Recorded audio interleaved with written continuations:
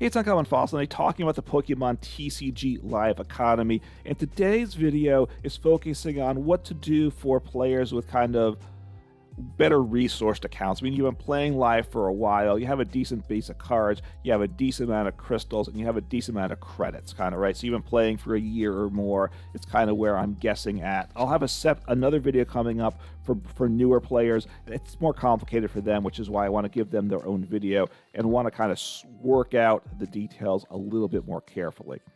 So anyway, for players, the big change, just if you're not aware, you probably are, within the bundles, which was a great way to convert your crystals into credits. You still need to do it, but what you would do is you'd buy these you buy the League Battle decks. That's what you would do, and for 1,250 crystals, and once you had as you dust cards, you would get a bunch of credits, and credits are what you spend to craft individual cards. What they've now done is they've put a maximum of 4 for each deck, basically for every product in the store except for packs. So it used to be that the best value in terms of converting your crystals into credits was the Shadow Rider League Battle deck. It still is the best one. It is under July of 2022. So let me go down to that just so I can show it while I'm talking about it. Here it is. It's the Shadow Rider one. The reason why it's so good, first off, it's got the Vs are better than the EXs, and the V Maxes and V Stars are more expensive than the basic Vs, so therefore get better return. Plus the V Maxes, V Stars evolve from Vs, so you're getting a total of 3 basic Vs and 6 V Maxes. That's really great. Here we also get a number of rare cards, which is an important thing to pay attention to as well.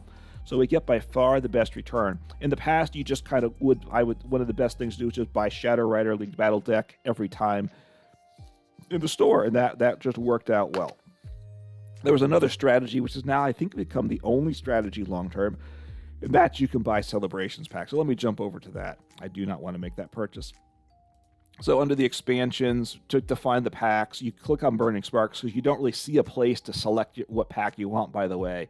But what you do is you click on Burning Sparks, whatever the newest pack is, you scroll down here, Celebrations is right here, and you always want to pick this 6 option. That's the best one. You get a slight discount once you buy more than 1 pack at a time, and you get this bonus of credits as well, and the credit bonus is better for the 6 than for the 3, so buy 6 every time.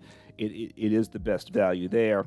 Now, you can, and there's no limit to this. Now, I will say the risk, which we've just been reminded of, Pokemon could change the rules of the in-game economy anytime they want with Live, right? It's a digital game. They can do what they want, right? In the past, there was no limit to the decks. Number of times you could buy a deck. People were taking advantage of that. They were farming it for credits. They took that away. Now the question becomes, as people farm the Celebrations packs for credits in the game, are they going to take that away as well? So I don't know. And here's the thing with Celebrations packs. Well, first, look, advice. If you for well-resourced players, if you've already taken the Celebrations strategy where you're buying Celebrations packs to convert your crystals to credits, you know what? You just keep doing it because it's still as good as it was, and the other second best option has been taken away. So be glad that you were ahead of the game for this change, and you're great, and you keep going for it. Keep doing it. Now, what I want to address here for a minute, though, a little bit longer, is those that haven't been doing the Celebrations packs, because the strategy I was recommending to new players, and other people were as well, is just buying the Shadow Rider League Battle decks. That gave you the biggest bang for the buck, so to speak. You got the best ratio of converting your crystals into credits with that deck. Still is good, but so the question becomes, if you don't have a lot of Celebrations packs, what happens is you only get credit as cards are dusted. First, Celebrations packs are good because you're guaranteed at least a rare in each slot. Rare, holo rare. And of course, things could be more rare than that, which is what you're hoping for. You're hoping for the secret rares because then you get a lot for those. And the other thing with Celebrations, it doesn't have as many cards as other sets, so that's super awesome as well. Sorry, clicking that just taking off the internet, which doesn't do anything for the video, so I'm not going to spend it now, but this is the best way to do it. It's uncapped, but they could take this away at some point. So let's say you're in quick need of some credits. Okay, you have two options. If you haven't bought celebrations packs in the past, you can spend your 5,000 credits, because that's what it costs to buy 4 of any of these packs. The packs you're going to get at Elite Battle Decks, they all cost 1,250 crystals. Sorry. So 4 of them, 5,000. If you spent the 5,000 in celebrations packs, you haven't done it yet, you're going to get very few credits, because you're just building up your collection of celebrations cards. It's not till you open a 5th copy of any one card that you're going to get any credits. So it's going to be pretty poor. Even like when you open your first 100 packs, which will take you maybe 3 or 4 months of playing the game to get that many crystals. But because it's going to take 18,700 crystals to open your 100 packs, you'll get an okay return, but you're not going to get as huge a return as you would have. It's a lot less than you would have just by buying Shadow Rider decks. So if you need a quick hit for credits, and you don't, if you have like I have almost 18, I have enough to buy 100 packs of celebrations, but if I didn't have any credits built up, it wouldn't be a good deal. So what I would recommend in that case is go ahead, buy the Shadow Rider deck first, buy 4 copies of it. When you buy 1, you buy 4, and you're going to get you spend your 5,000 crystals, and you're going to get about 11,500 credits. That's about the return you get. That's assuming you don't already have the packs. If you've bought Shadow Rider packs in the past, decks to do this, then you'll actually get more than that, even better. But you buy it for Shadow Rider, you get that. If you need some more quick credits later on after that, then you buy the Miraidon EX deck. That's the next best thing. But you're going to want to start switching to the celebrations packs too to start things up, because long term, that's what you're going to have to do. So if you need a quick hit, you buy 4 copies of a League Battle deck. It's going to be the Shadow Rider first, the Miraidon EX League Battle deck next. That's the one from November of 2023. Let me just show you which one it is, because there is, I think, another Miraidon League Battle deck or Battle deck, and you don't want to get the wrong one. So the Miraidon EX League Battle deck is the one that has 2 Regieleki Vs and 2 Regieleki VMAXs, and that what makes it a good value, is the Vs and the VMAXs. The other thing is, just in terms of understanding how you rate these cards, is the rare cards in a set. So the Babarrel is a rare card, so you're getting extra copies of, you're dusting Babarrels and such. So that's part of what makes it good as well, is the rare cards. And of course you are dusting Miraidon EXs, and Miraidon EXs are playable too, so that's a bonus as well.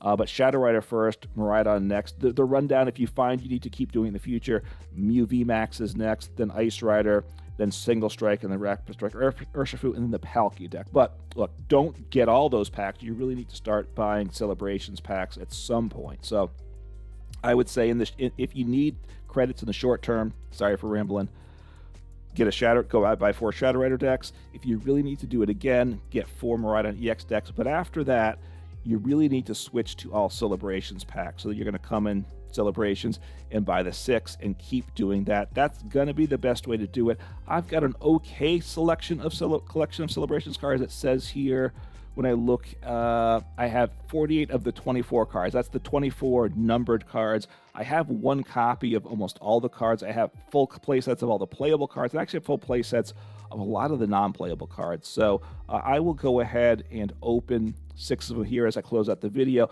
You'll see what I get. And then actually what I'm going to do after this, I'm going to go into my collection and just show you what cards I get, just to give you a sense of what level of return you get for at least for my collection size. So you come to the 6, you spend 1,120 crystals, confirm exchange, and we'll just all open up quickly. So guaranteed a rare each time, and hopefully, and if you just get 4 rares, honestly, it's not a great return. What you need to get is some of these really hyper rare cards, and ideally you have 4 of. What I will say is that if you pull one of those really rare cards but you don't get credit for it because you don't have 4 copies yet, look at it as an investment in the future, right?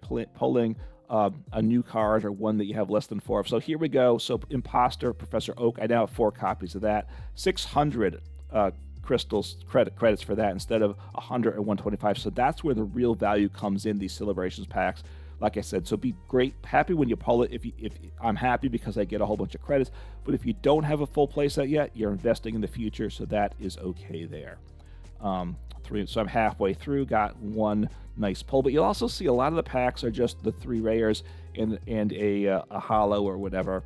Hollow rare, whatever. And the Vs and the VMAX are a little better too. Again, but it's those older cards that are extra rare that are really what you want to pull. So like this is a bad pack. That's the minimum. I got 425 credits for one pack. So that's not great. It's those occasional big boosts that you get. That's what makes it a good return. So I got 3,525 credits. Not a bad return. And really, the reason it was so good, it's these. I got a couple of research. That's not the good. The one Pikachu VMAX, and then the Professor Oak Imposter Professor Oak. That's really where the value becomes. But you've got to open a lot of packs before you get that. So let me just show you the size of my collection. But I've got a ton of credits at this point, so I'm not worried about it. I kind of am worried about it. I think I will say this, right? When they went from Vs to EXs, things got a lot cheaper in the game. I am concerned, let's see, cards, all, formats, all, because a lot of Celebrations cards aren't playable. And then click on Celebrations cards. Things got a lot cheaper when went from VMAXs, V-Stars to the EXs. If they make a change again in the reverse direction, where Celebrations, there it is. So 44 cards here. Let me just see. So there's no energies from Celebrations. There's a couple trainers, like Imposter Professor Oaks, I have 4 of. Here comes Team Rocket, 4 of those. Rocket's Admin, 4 of that. There is the Research, Professor's Research. So I have all the full place of the trainers for the Pokemon. Oh, let's click the right thing here. Clear that.